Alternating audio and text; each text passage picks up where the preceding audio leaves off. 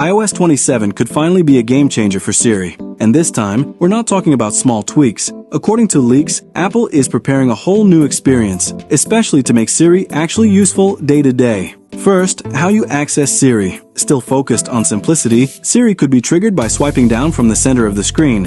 And if you prefer the traditional approach, you'd keep the classic shortcut. Swipe down from the top left corner to open notifications. Once Siri is launched, a search or ask page would open. You could type your questions or use voice commands, just like people have been doing for years. The key point is that Siri could activate directly inside the dynamic island. The goal is pretty clear. Have an assistant that's always there, smarter and more responsive, like Siri, finally becomes truly within reach without friction. Next, there's a major shift. Apple is working on a dedicated Siri app. And this app would clearly compete with what's already popular on the market, especially OpenAI's ChatGPT. Users would be able to customize how the Siri app opens every time. It could start with a brand new chat ready to go, or it could bring you back to a list of your previous conversations so you can continue where you left off. If you've used the ChatGPT app, this will feel very familiar.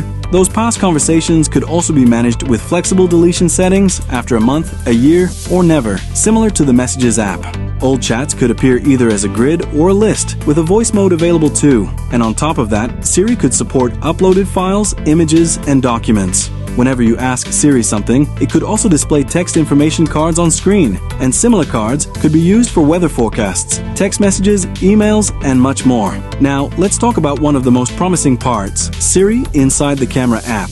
Because iOS 27 would add new features to camera, and not all of them would be AI-powered, but at least some would. For example, a new Add Widgets panel would let users prioritize more pro-focused photography tools and controls. And then you have two AI-powered tools, Extend and Reframe. Extend is pretty straightforward. It would generate additional parts of an existing image. For instance, you could ask it to extend a photo where a person wasn't fully in the frame, so they are now. But Reframe is, in my opinion, the more interesting one. It could completely change the perspective of a photo.